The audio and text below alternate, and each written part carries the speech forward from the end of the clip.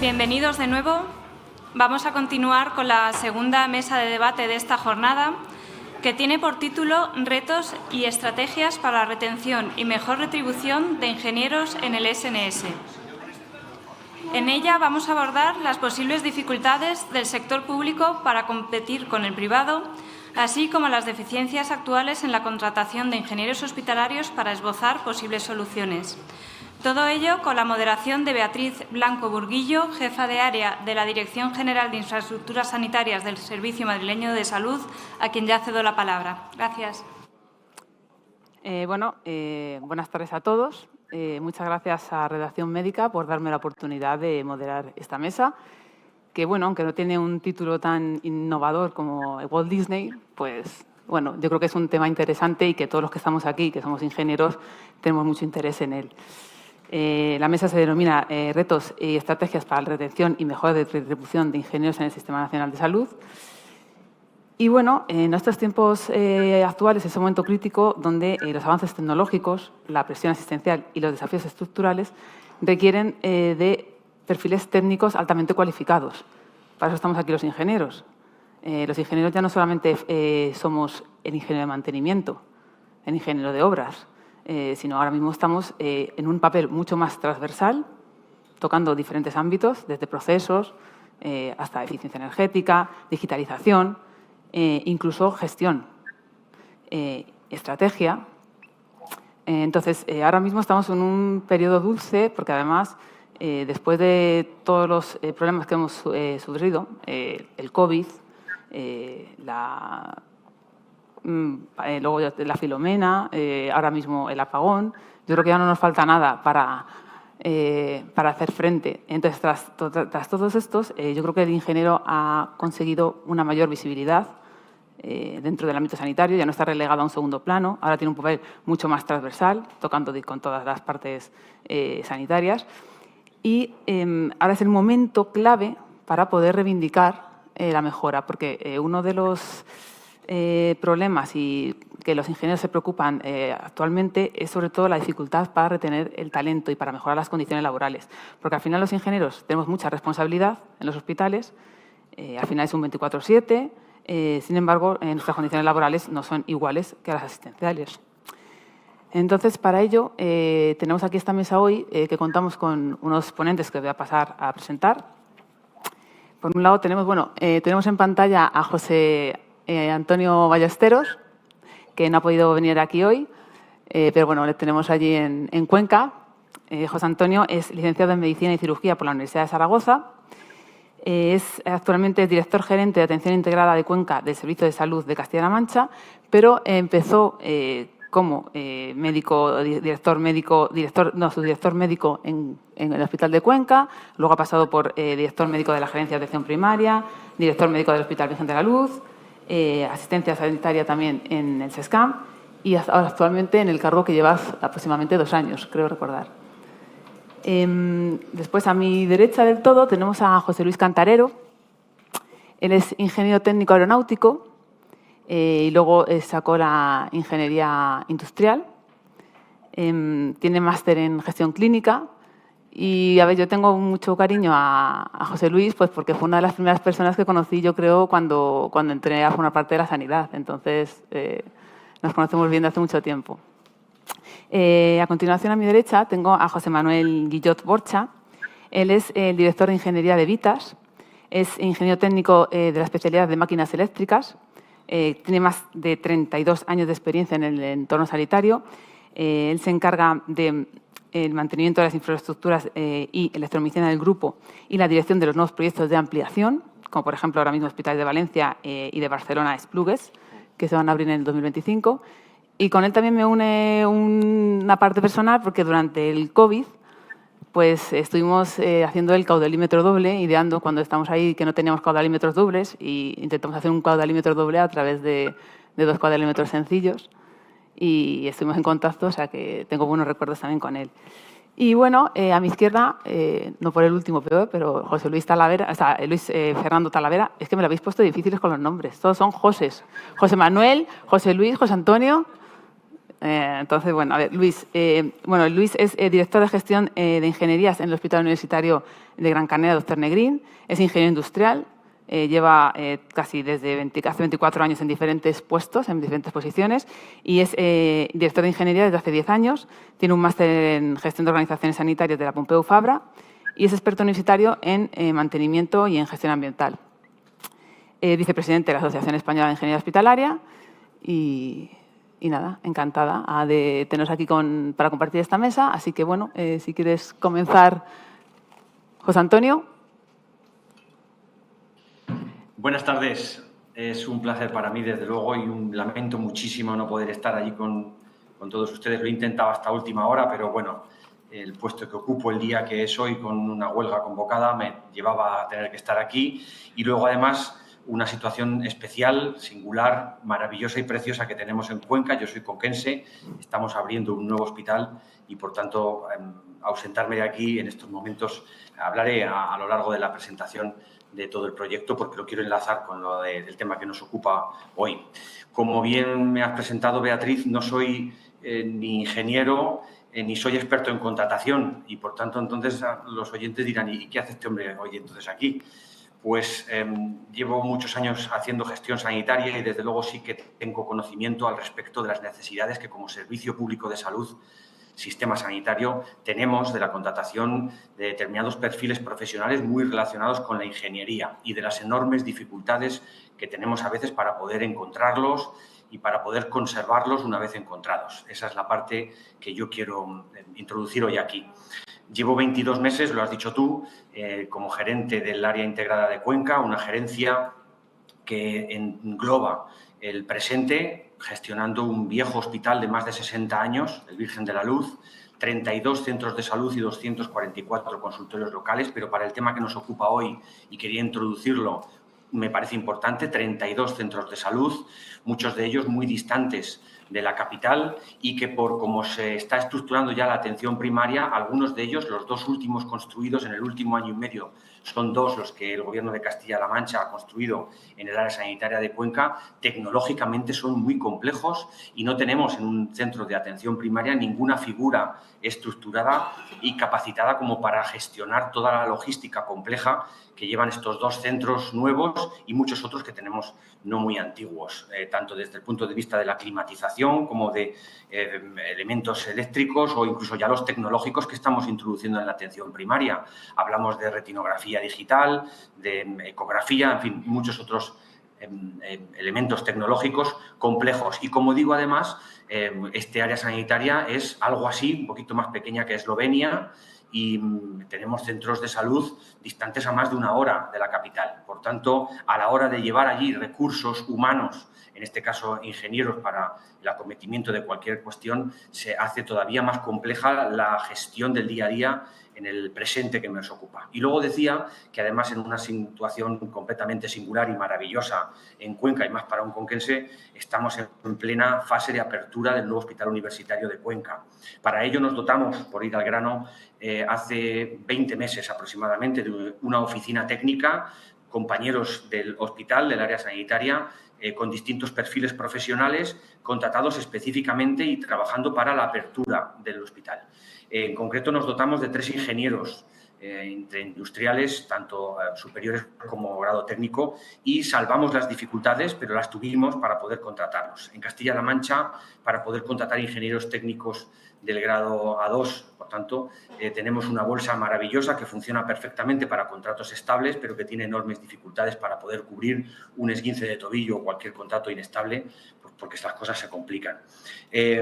Pudimos hacerlo. Pero para poder contratar ingenieros de grado superior, grado A1, por tanto, tenemos que recurrir a sacar un perfil profesional, acordándolo con el área sindical. No suele haber problemas, no los hemos tenido, pero sí que es verdad que la baremación es compleja. El 70% de todo el baremo es currículum y, por tanto, un ingeniero agrónomo se te puede introducir en una propuesta de contratación de un perfil muy concreto y dificultarte la contratación. Insisto en que no se ha dado, pero bueno, es verdad que podría darse.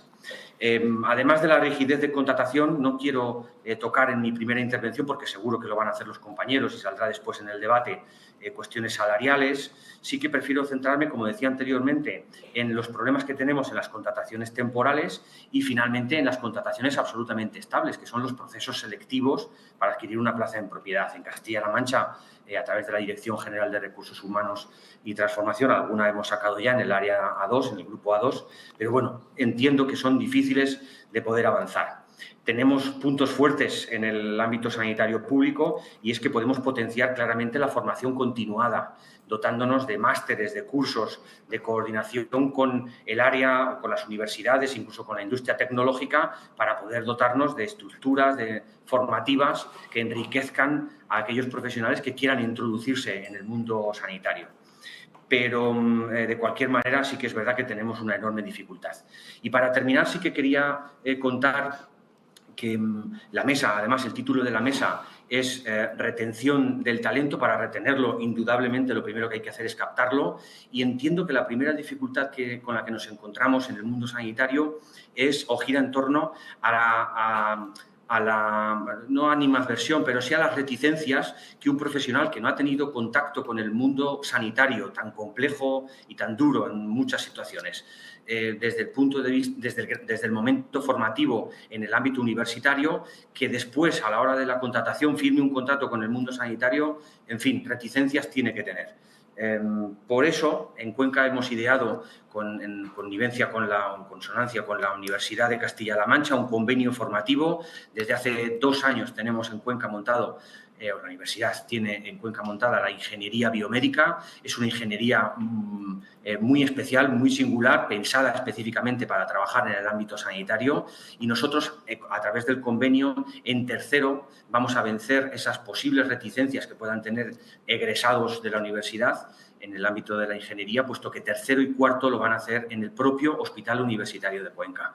Hemos cedido a la universidad un aula, un laboratorio, un despacho, y, por tanto, los 40 estudiantes, junto con el profesorado, que mucho será propio del hospital, estarán ya dentro del propio hospital. Los estudiantes van a estar en contacto completo y pleno desde el momento del pregrado, en el ámbito pregrado, con el mundo sanitario, y, por tanto, cuando egresen, pues entiendo que las dificultades propias, intrínsecas, para entrar a formar parte del sistema sanitario serán mucho menores, porque conocen el ámbito sanitario. Esto es algo que en el mundo sanitario al que pertenezco, soy médico de familia, lo llevamos internalizado. Es mucho más fácil, lógicamente, en las prácticas del grado universitario de enfermería o de medicina, pues estamos ya en contacto con el mundo sanitario, al que entramos directamente después por la vía de la formación sanitaria especializada, vía que también se podría abrir para el mundo de la ingeniería. Esto que propongo para la ingeniería, bueno, que propongo no, que es un hecho ya, que va a ser un hecho dentro de unos meses, el 1 de septiembre, en Cuenca, con la ingeniería biomédica. Entiendo que es más difícil encontrar la vía para otras ingenierías, pero creo que dificultades más grandes hemos salvado y tendríamos que ser capaces de encontrar la vía para introducir a los estudiantes de ingeniería dentro del mundo sanitario a través de unas prácticas, de algún tipo de asignatura, y que salieran al mundo laboral, egresaran conociendo el mundo sanitario, en el que después puede que quizás quieran trabajar. Por mi parte, en principio, esta sería la aportación inicial. Muy bien, pues muchas gracias, José Antonio. Muy interesante lo que nos has expuesto. Y ahora vamos, José Luis, cuéntanos tu punto de vista para introducirnos al tema. Muy bien, a ver, yo os cuento un poco, ¿no?, lo que opino sobre el tema que estamos hablando ahora mismo. Nos encontramos que los perfiles de la gente que quiere entrar en la administración, sobre todo a la hora de conseguir pues una plaza de ingeniero técnico, o en este caso A2 y ingeniero superior A1, es gente que posiblemente acaba de formarse en la universidad. El encuentro con el hospital suele ser un encuentro bastante no grato, porque todo lo que nos cuentan, bueno, pues nos cuentan cosas a nivel técnico, pero luego hay que aplicarlo en la práctica. Estamos trabajando en un mundo complejo, en un mundo en el que ya no solamente son las energías y las instalaciones y los equipamientos que estamos manejando, sino que también principalmente estamos dando una cobertura a las personas y a los profesionales que están cuidando a esas personas, ¿no? Entonces, ¿qué ocurre? Esta gente, por ejemplo, cuando viene, pues al principio vienen pues muy bueno, pues muy pegados. Pero yo me considero una de esas personas porque yo nada más acabar la carrera pues me metí en el hospital. Tuve la gran suerte de poder optar a una plaza de una OPE y bueno, sigo aquí todavía. ¿Y qué ocurre? Con el tipo de contrato que marca la Administración Pública, que ahora mismo, por ejemplo, están dando 3 años hasta que salga la OPE, salga el examen, ocurre que esa gente, cuando va a acabar esos 3 años, esa gente va a tener una cierta experiencia, ¿vale? Eso no significa que vayan a conseguir esa plaza. Y lo que ocurre es que vamos a tener rotaciones y vamos a tener dificultades, yo creo que a la hora de encontrar profesionales que quieran venir. Un hándicap importante del tema de la Administración es el tema del dinero. Compara lo que ganamos en la Administración con lo que se gana en la empresa privada y la diferencia es bastante notoria. Comentábamos antes y comentaba Beatriz lo del tema del 24/7, el trabajo en un hospital a nuestros niveles, ya no con responsabilidad, sino simplemente a nivel de trabajo de ingeniero, vamos a darnos cuenta que no es algo que dejes en la oficina cuando te vas a casa, porque muchos de los procesos que has empezado o que estás solucionando o que estás ingeniando son procesos que necesitan de control y del conocimiento de cómo van. ¿Y qué ocurre? Pues que el tema es complejo. Luego, otra cosa que tenemos es el tema de la ingeniería cuando se acaba ahora mismo con el tema del grado, si considerarlo como A2 o considerarlo como A1. Antes había un número de créditos que tú cuando hacías la ingeniería técnica tenías un número de créditos, cuando hacías la ingeniería superior tenías otro número de créditos. Ahora mismo, por ejemplo, nosotros en el hospital hace poco estábamos intentando sacar una plaza de ingeniero superior y alguien que era grado le decían que a lo mejor no se podía presentar y bueno, que era obligatorio hacer el tema del máster. Que por otro lado también pienso que como tema de fidelización a la hora de conseguir que profesionales puedan venir al hospital, pues desde la propia Administración habría que potenciar el que pudiesen hacer esos cursos y la gente pudiese considerarse que allí no solamente van a ejercer su profesión, sino que van a poder conseguir algo más, que van a conseguir formación, por de cara, oye, que en su momento puedan utilizarla en el sector privado o en el propio sector de la Administración. Y bueno, el tema de la ingeniería como tal, hasta hace bien poco era muy cortito. O sea, en los grandes hospitales, yo como sabéis provengo del Marañón, hemos empezado a tener ingenieros hace 4 o 5 años. Y bueno, pues parece ser que se está en un ámbito aperturista de cara a poder contratar gente, porque la verdad es que hace falta. Comentaba también Beatriz antes que claro, cuando empezábamos con el tema industrial puro y duro, pero es que ahora ya nos metemos en tema de procesos, el tema es muy transversal. Tienes que estudiar los procesos, tienes que analizarlos, porque además te das cuenta que analizando esos procesos se mejoran mucho las cosas. O sea, esa relación causa-efecto es una relación bastante directa. Pero claro, no todo el mundo está preparado para eso. O sea, se necesita una formación. La gente que llevamos tiempo ahí y que no hemos tenido esa formación, tenemos que intentar conseguirla de cara a poder abordar todos estos procesos que hay. Nos estamos metiendo en hospitales que ya tienen una cierta antigüedad, que necesitan reforma de instalaciones, que necesitan reformas estructurales.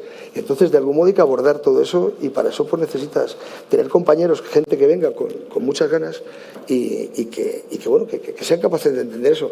No es fácil. También os digo otra cosa. El tema hospitalario al final engancha mucho. Y yo conozco poca gente que no haya entrado en la Administración y que luego se haya ido. Yo, por ejemplo, en el sector en el que me muevo allí en el Marañón, pues la gente que ha entrado se ha intentado quedar y ha intentado pelear al máximo, porque bueno, pues no deja de ser una profesión muy, muy interesante. Yo creo que todos los que estamos aquí somos conocedores de eso.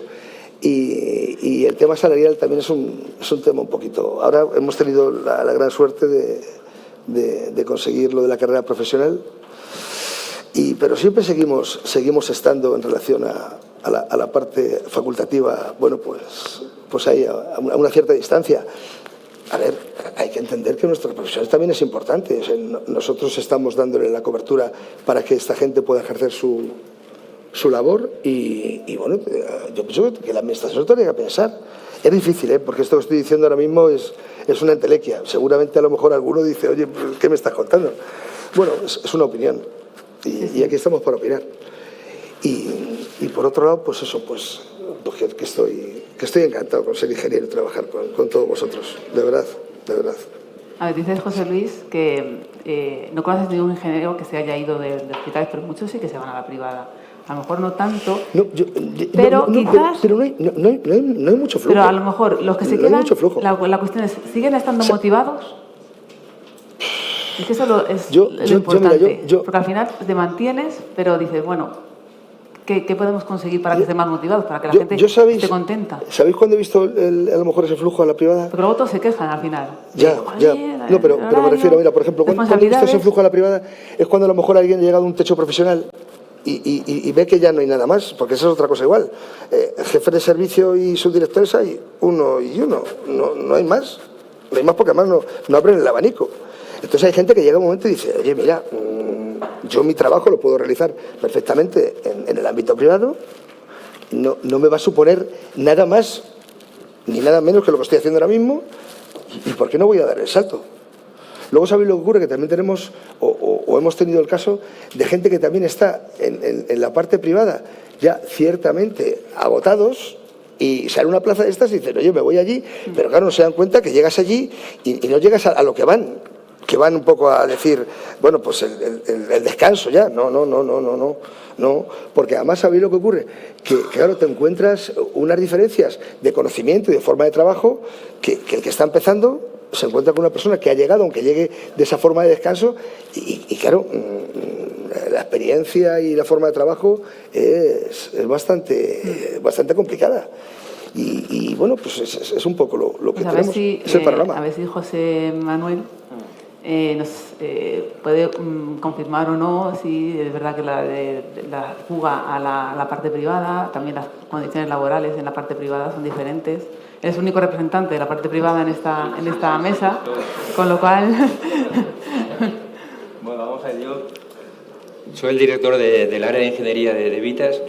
En primer lugar, agradecer a Redacción Médica la oportunidad de participar en esta mesa, ¿no?, de debate.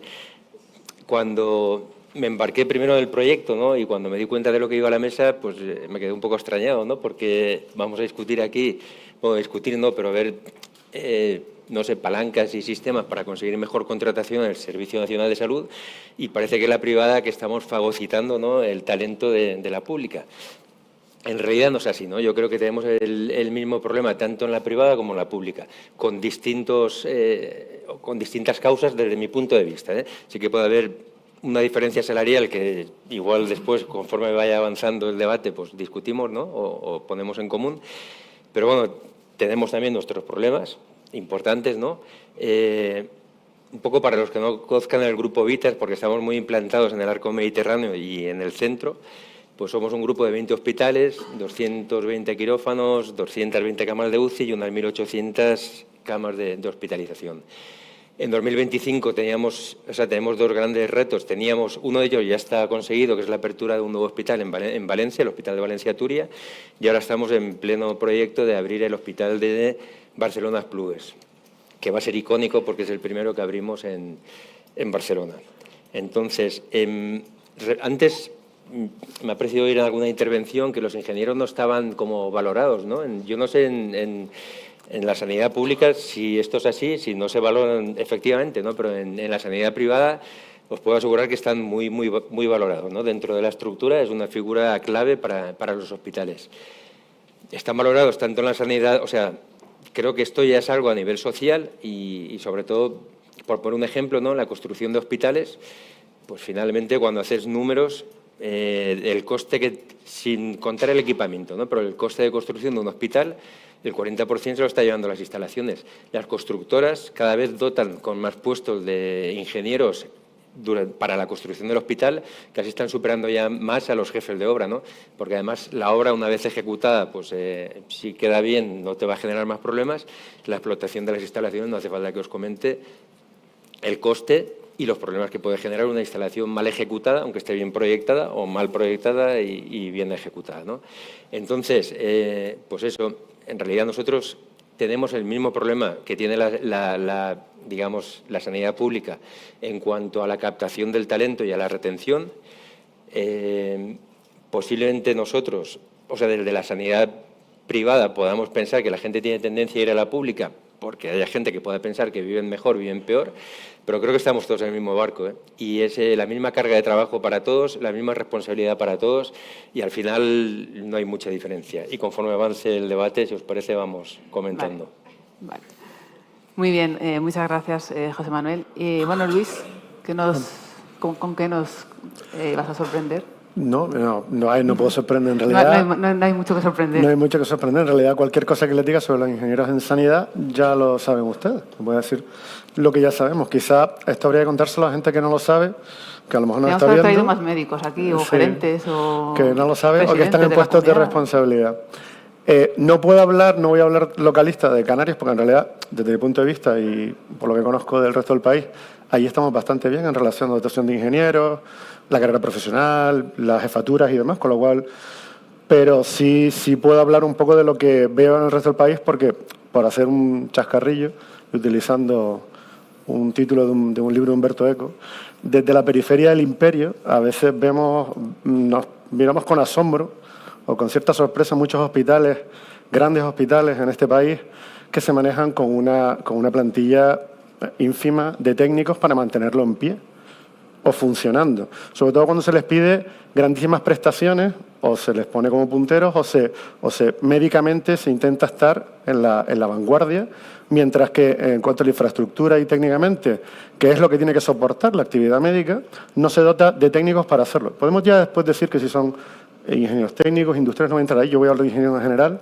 o biomédicos y demás. Entonces, la medicina hace ya mucho tiempo que no es un médico y un fonendo, y eso lo sabe todo el mundo, que es muchísimas instalaciones técnicas, muchísimo equipamiento y muchísimas instalaciones muy complicadas porque queremos garantizar la asepsia en los quirófanos, garantizar en las UMIs el mejor tratamiento, etcétera, etcétera. Que el sistema o que la parte de gestión, por así decirlo, por arriba, si quieren verlo de esta manera, no vea este asunto para poner, digamos, técnicos que realmente hagan potencial la infraestructura, que ayudaría a su personal a hacer un mejor trabajo o producir más, es raro a veces. En parte es raro porque a veces se retroalimenta, ¿no? Tener pocos técnicos en un hospital, por centrarlo en un hospital, hace que los técnicos del hospital a lo que estén centrados es apagar fuegos, ya que, digamos, el día a día y esta cosa funcione, con lo cual automáticamente en el día a día en el hospital no serán muy valorados porque no te están aportando grandísimas diferencias, proyectos nuevos y más. Sencillamente no tienen tiempo, no tienen capacidad, no pueden hacerlo.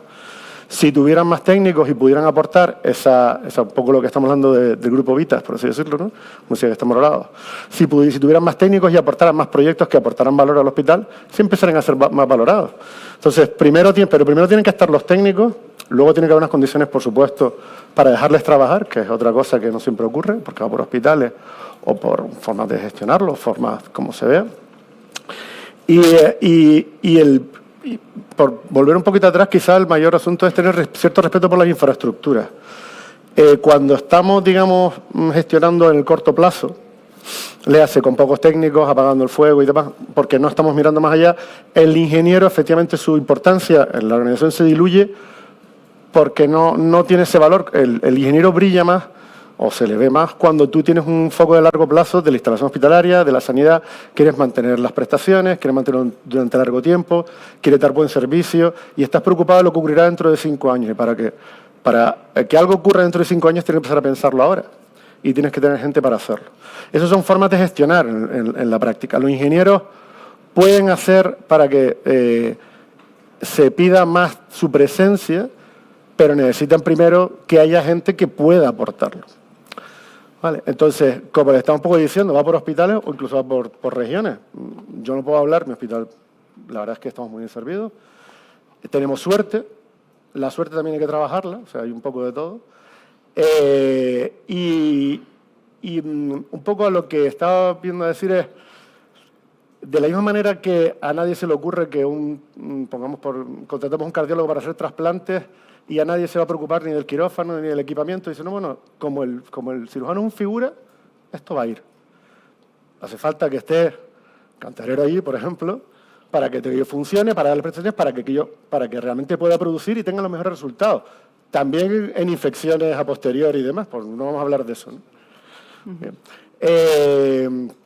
Eso es algo que, como he empezado diciendo, va por sensibilidad de barrios o por costumbres o de hospitales o de regiones. Entonces, quizá la forma de hacerlo es utilizar algo parecido a lo que se hace en la parte asistencial. Y voy a volver a la parte asistencial. Supongamos que tenemos una UMI con 12 camas y ponemos un enfermero porque nos queremos ahorrar la pasta. ¿Vale? A nadie le parecería normal que empiecen a morir los pacientes de 2 en 2. Dicen, hombre, es que esto es así, ¿no? Que sí pasa en ingeniería. Empiezan a caer las cosas y dicen, bueno, las cosas ocurren. No, ocurre porque no hemos puesto a la gente adecuada.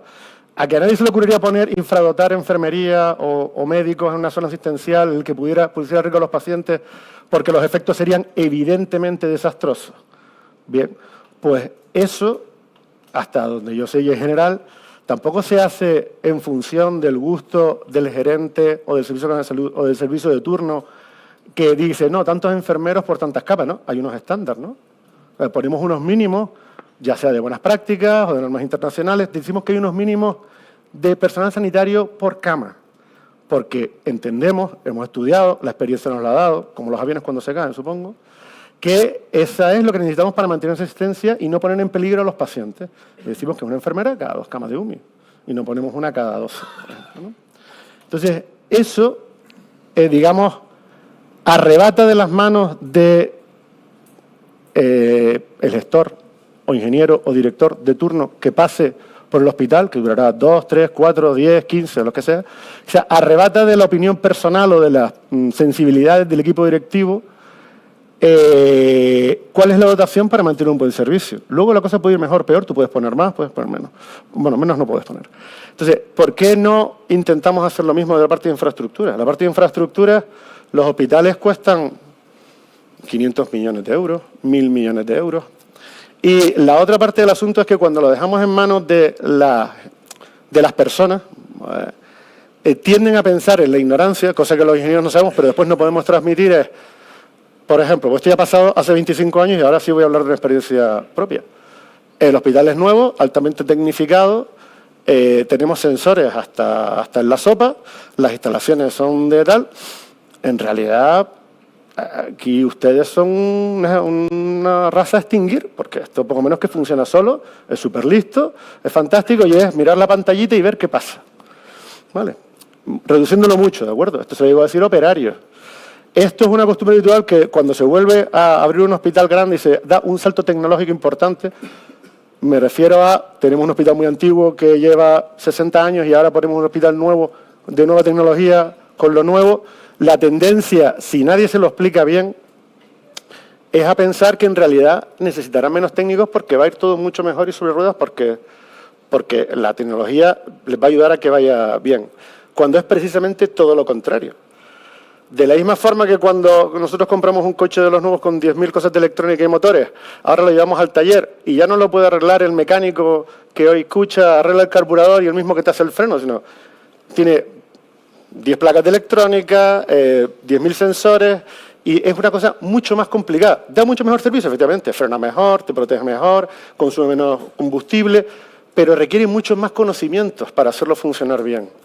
En los hospitales es lo mismo. La tendencia puede ser pensar me hace falta menos gente porque esto va medio solo, por así decirlo. Confiamos en la tecnología. Pero en realidad lo que necesitan es más gente y con más conocimientos y con conocimientos más variados. ¿Vale?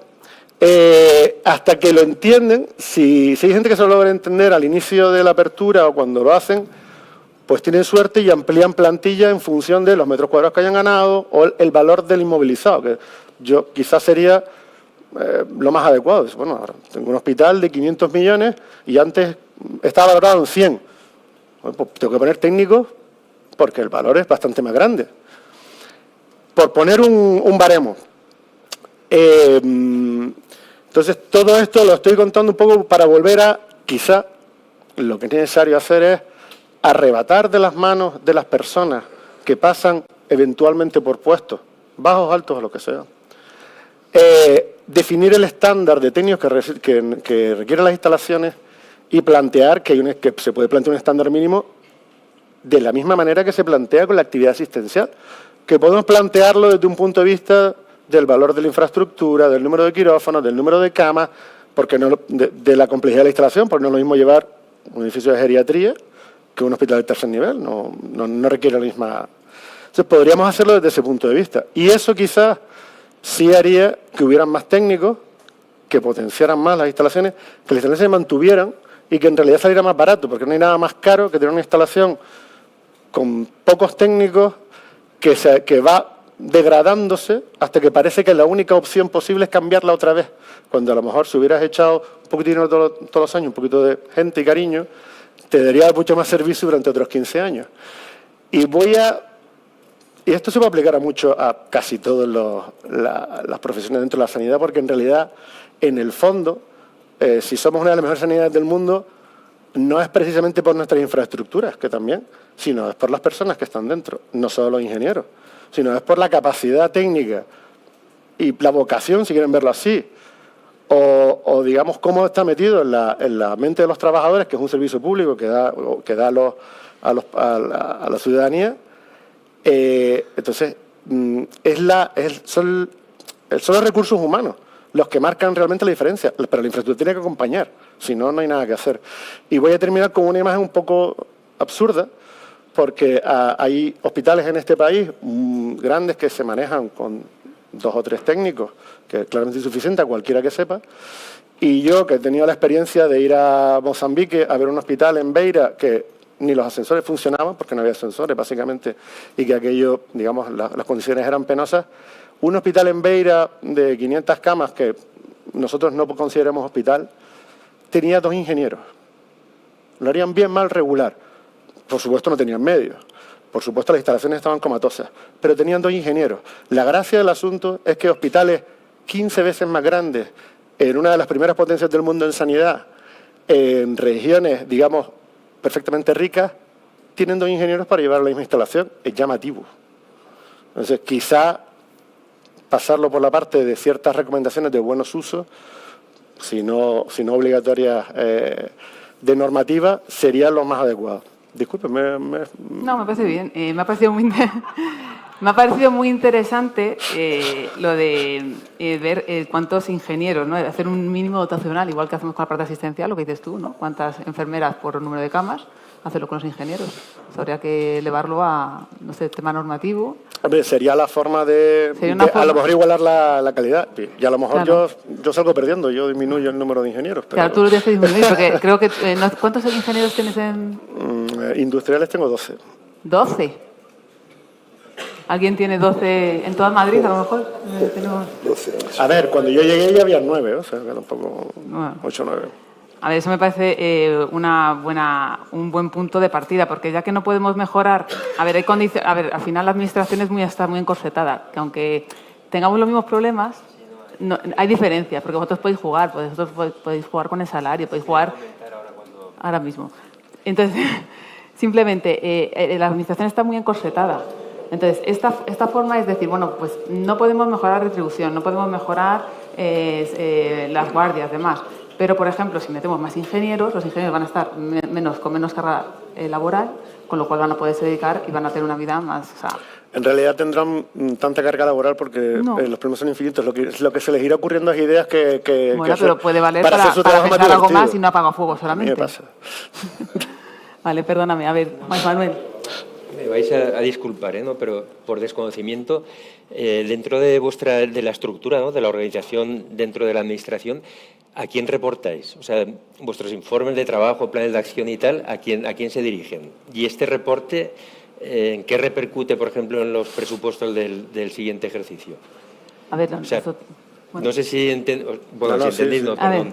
El objetivo es...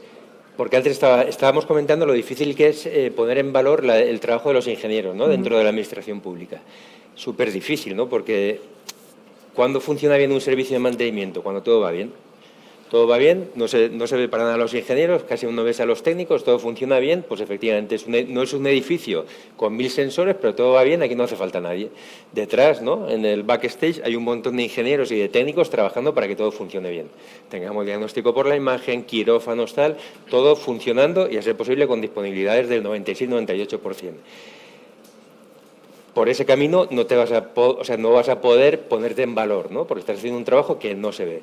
La única forma de ponerte en valor, por lo menos en la privada, es cuando tú vas a reportar al comité de dirección o al consejo, pues tus planes de acción que van a permitir mantener correctamente los edificios, que a largo coste va a suponer un ahorro de la inversión y que a ellos les repercute, pues porque al final la empresa privada trabaja, como podéis entender, ¿no?, para tener beneficios, ¿no?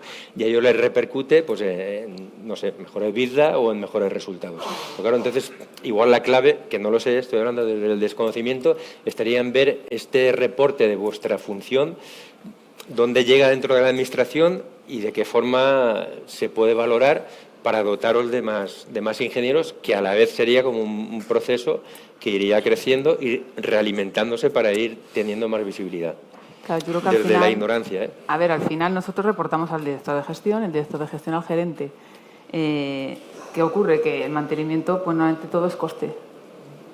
Entonces, pero ese es el error. Ya, pero al final es verdad que realizando un buen mantenimiento, claro, mantenimiento preventivo, puedes reducir costes. Pero al final, además, con las nuevas tecnologías cada vez te implican mayores ratios de mantenimiento. Que es el problema, con lo cual siempre estamos... Por ahí lo veo complicado el poder defenderlo, en el sentido de que luego, además, la parte asistencial o las gerencias no se acuerdan solamente cuando hay un problema, es cuando, si no lo solucionas, eres malo. Si lo solucionas, pues ya está, era lo que tienes que hacer, ¿no? Efectivamente, así es. Quizá la forma en general es que nos centramos en el mantenimiento porque es el core del negocio, y eso lo sabemos. Pero desgraciadamente nuestros clientes internos no valoran eso, lo que valoran es que tú les ayudes a mejorar. Entonces, lo que realmente impulsa la figura del ingeniero... Cuando gente, pues a veces lo primero que preguntan, oye, ¿yo qué horario voy a tener? Y esto, y me vais a llamar y cuando... ¿Y el teletrabajo? Sí, bueno, el teletrabajo, que es otra de las cosas, ¿no? Que todo el mundo teletrabaja, pero nosotros no podemos teletrabajar. Es un puesto vocacional, ¿no? O sea, porque yo pienso que tiene su parte vocacional, ¿no? Al final el mundo hospitalario te engancha y la satisfacción, ¿no?, de pertenecer a nuevos proyectos, cuando a lo mejor un servicio médico te pide ayuda para un nuevo proyecto, ¿no?, o ampliar un hospital o hacer un mantenimiento correctivo bien. Entonces yo creo que eso te puede llenar de orgullo, ¿no? O sea, yo lo siento así. Y en realidad las nuevas generaciones igual no van por ese camino exactamente. No, van por otro tipo de otras prioridades, yo creo. Sí. Entonces, igual le tenemos que dar la vuelta y cambiar el enfoque hacia un camino que requeriría también de más profesionales, ¿no?, para cubrir estos... Y para tener más, tengan la carga de trabajo se encuentre separada y puedan, a lo mejor tengan mayor proyección, porque a lo mejor muchos de los nuevos ingenieros se guían más por el proyecto que les ofrece el hospital, no ir solamente a apagar fuego, sino decir un proyecto, o incluso poder ascender a puestos de gestión, puestos de dirección. Claro, que esa es otra que tengamos más ingenieros en los puestos elevados, ¿no? Bueno, nos quedan 4 minutos y medio. Me gustaría si el público tiene alguna pregunta. A ver, yo tengo alguna pregunta más, pero hombre, yo creo que... Pues... Buenas tardes. Oye, os agradezco... Bueno, soy Álvaro Guijarro, yo creo que me conocéis. Os agradezco mucho la presentación. De verdad que habéis tocado todos los temas. Pero yo os quiero contar mi experiencia personal. Yo de verdad que soy un apasionado de la ingeniería y además es que yo cuando llego a casa digo trabajo en una ONG. O sea, lo que he hecho vale para niños y vale para ancianos y uno se encuentra muy satisfecho, ¿no? Pero en la carrera que llevo, al principio me creí lo de estar presente en los sitios, ¿no? Y buscamos un protagonismo que ya le tenemos y después no pasó nada. O sea, porque pensábamos, oye, esto es un tema de médicos y nosotros aquí no somos nadie, y eso ya no es así. Después hay otro aspecto que a mí me gustaría contar, que yo creo que lo habéis hablado, es el tema de costes. En la Administración no están analizándose los costes, están analizándose el gasto, y estamos todo el día hablando de gasto. Cuando nosotros producimos un ahorro, se va en el agujero negro de la sanidad. Yo me gustaría que alguien me comparara lo que yo hago con otra persona. Y si efectivamente produce un coste, un ahorro de coste, Pues efectivamente que me pagaran más, porque la organización, como ocurre en la privada, va a encontrar un valor en mí, pero eso no ocurre. Y ahora voy a otro tercer punto, que me parece que es una batalla que perdimos cuando se hicieron las transferencias, que es la comparativa con los funcionarios. Un jefe de servicio de mantenimiento cobra menos que un nivel 24 de funcionarios.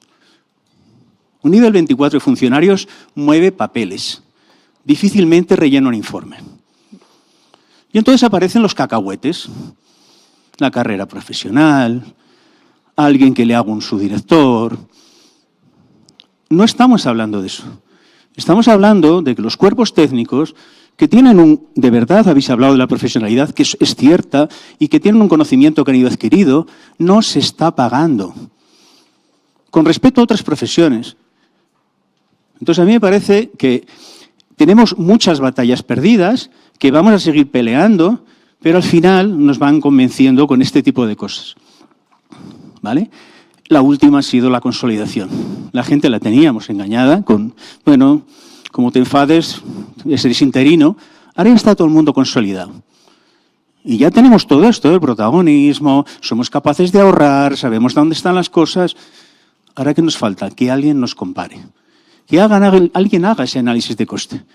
Y que vea quién es un buen ingeniero y quién es un mal ingeniero. Y al buen ingeniero que le pague.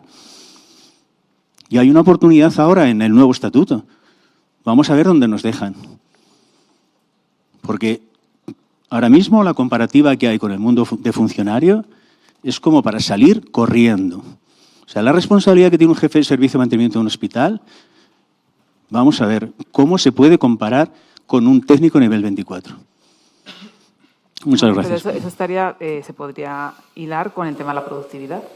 Sí, pero al final todo esto es... Mira, yo al principio cuando he visto la mesa, perdóname Beatriz, he dicho, qué pena que no haya gente de recursos humanos. En los 2 segundos he dicho, ¿para qué? ¿Qué va a aportar? Si no han aportado nunca nada. Entonces prefiero escucharos a vosotros. Muchas gracias. ¿Había otra pregunta? Pues ahora la haces. Ahora te la inventas.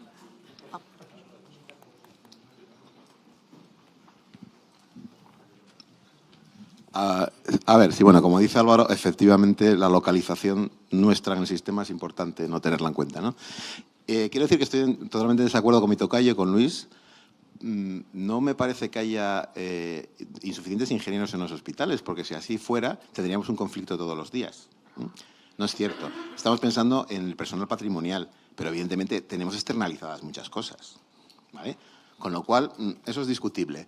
Como decía bien José Antonio, por favor, no entremos en el horror de los ratios, que eso es o sea, no hagamos lo malo que hacen los asistenciales, porque eso creo que es una carrera perdida. Vamos, si queremos compararnos con lo malo, esto como cuando las mujeres quieren compararse con lo malo que hacen los hombres, es un horror, ¿vale? Entonces, bueno, pues demos una reflexión a eso. Y bueno, pues esto es lo que quería decir. O sea, pensemos que lo que pasa es lo que dice Álvaro, ¿no? Que realmente estamos muy mal ubicados. Ese es el tema. Y bueno, sí, otra cosa. Y el valor, y eso sí lo dijo Luis, esto que acabamos de apagar fuegos es porque orientamos básicamente nuestra actividad, o no nos dejan orientar nuestra actividad a una estrategia táctica. ¿Vale? Si la orientáramos a la estratégica, es donde realmente tenemos valor. Totalmente. Que también lo dijo él. Totalmente. ¿Alguna pregunta? ¿Por allí?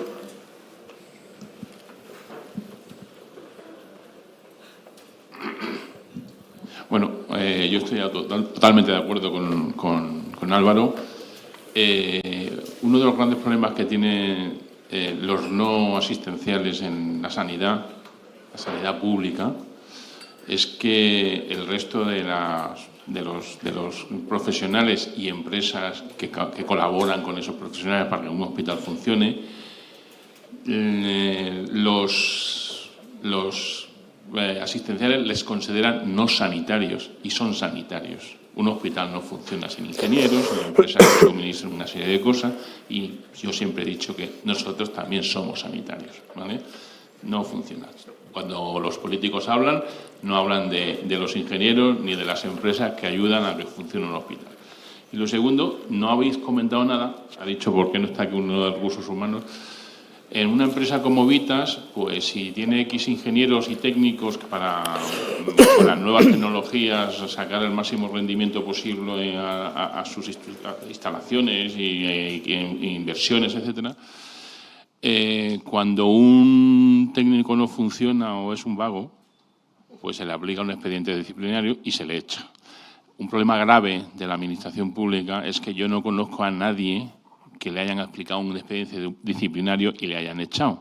Entonces, Luis puede tener 12 ingenieros, pero no sé si son de los mejores. A lo mejor tiene uno tonto, ¿eh?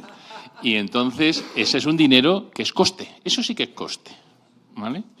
Y entonces, eso habría que cambiarlo. Habría que cambiar la posibilidad de hacer una selección en positivo, no en negativo. Totalmente. Lo que decías, es verdad, nosotros todos somos sanitarios, aunque seamos no asistenciales. Sanitarios no asistencial, asistencial. Es que no es verdad que nos consideran no sanitarios, no somos sanitarios, estamos incluidos. Y no sé si hay alguna pregunta más. La que al principio habéis querido hablar y no habéis hablado. ¿Quién La gana retribución. más, el ingeniero de Vitas o el ingeniero de Gregorio? Sí, era la primera pregunta que tenía, pero es verdad que no la he hecho. Pero bueno, en Canarias creo que no, ¿no? En Canarias gana más el ingeniero de la parte pública. Yo no detecto que haya mucha diferencia allí, pero allí sí es verdad que es un mercado diferente. Pero bueno, cuando hemos estado hablando, José Manuel, sí que por lo que hay estoy diferencias. oyendo aquí, considero que ganan más en la sanidad privada. Sí. Perdona. Sí, o sea, siendo honestos, veo que sí, que podemos Sí, hablar por lo que comentamos, sí. un 30% aproximadamente de mayor remuneración. Tampoco sé los complementos que podéis tener en la administración pública. Lo que pasa es que, al hilo, es que no recuerdo tu nombre y tampoco te veo porque el foco es brutal. Álvaro. ¿No? Pero, Álvaro, yo creo que el enfoque que has hecho, es decir, es que nos consideran un gasto. Nos está viendo los beneficios que generáis hacia la organización y hacia la administración. Eso es importante, o sea, es fundamental. Y creo que es una cosa que de alguna forma tendríais que conseguir. Ya sé que en la administración pública pues, cualquiera la mueve, ¿no? Pero mi planteamiento no es que nosotros no seamos capaces de analizar el coste, es que la organización... Sí. Que os consideran, lo tengo claro. Podría haber... Sí. Fíjate, con un análisis súper rápido, ¿no? Pero dentro del coste multimillonario que supone mover un hospital, ¿qué parte de contratación externa tenemos con empresas? Veo aquí a Genor, que a lo mejor este discurso pues no le interesa, bueno, es una broma, ¿no? Pero ¿qué parte de contratación externa consume este presupuesto, ¿no? Pues bueno, la que sea, una parte le va, ¿no? ¿Qué gente está realmente vigilando que esos contratos se ejecuten de acuerdo al pliego y den el rendimiento esperado? Pues igual poca gente, ¿no? No lo sé, no lo sé. Estoy hablando del desconocimiento, pero quiero decir que ahí habría una parte también en la que se puede poner en valor el ingeniero, porque podríamos reducir costes en cuanto a contratación externa. Pero bueno. Totalmente de acuerdo, Sí. porque es lo que decíamos, al final los ingenieros están, si tenemos más ingenieros podemos Claro, diversificar cada las vez. funciones y podemos aplicar para obtener más valor en cada uno de los puntos. Efectivamente.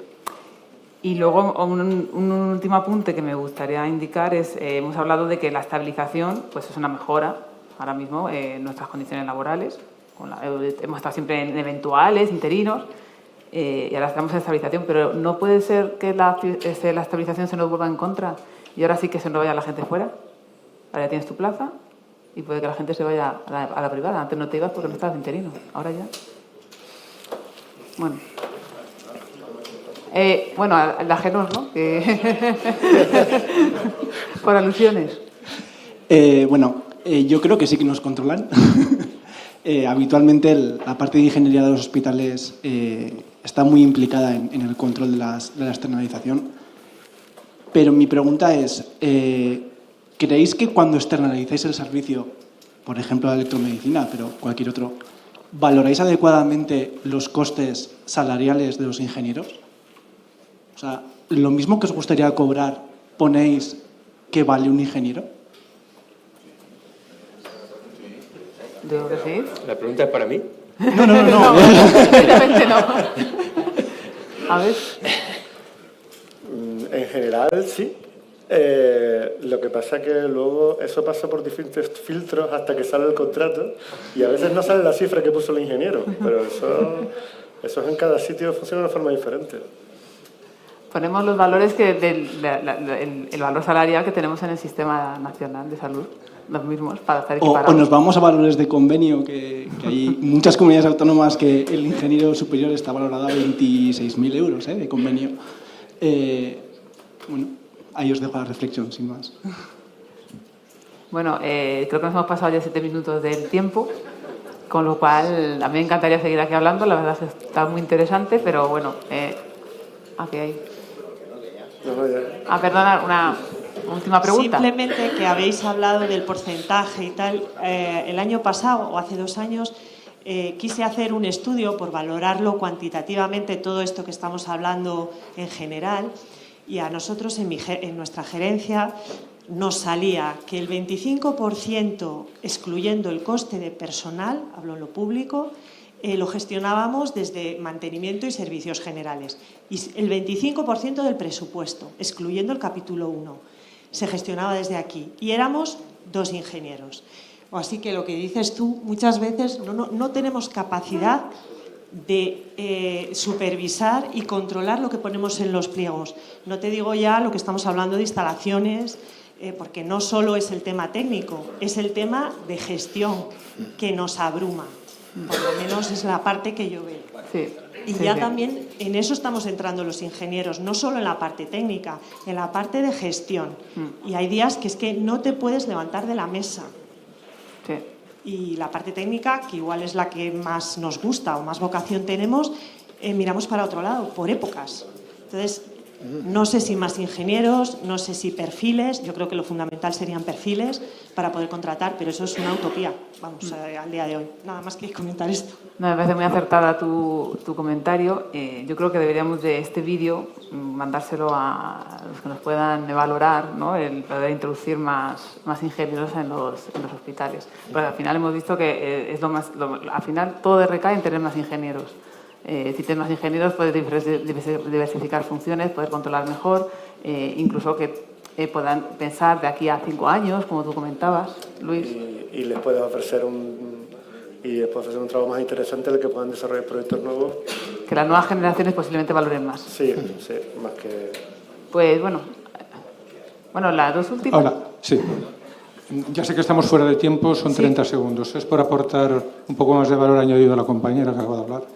Yo que vengo de la privada, trabajando casi 30 años, y todo esto que habéis dicho, resumir que tenemos que hacerlo de 8 a 3. O sea, esto ya es un poco rizar el rizo. Bueno, pero es que como si encima ya nos dicen que de 8 a 3, si con el salario que tenemos que estar de 8 a 8 haciendo eso, que lo hacemos, pero bueno, no oficialmente. Somos capaces de hacerlo de 8 a 3, quiero decir que fíjate tú, si tuviéramos incluso un poco más de tiempo, no estamos hablando de dinero. Bueno, pues yo creo que ya hemos superado el tiempo, así que nada, bueno, muchas gracias a todos los ponentes, ha sido muy interesante y nada, muchas gracias al público por estar ahí.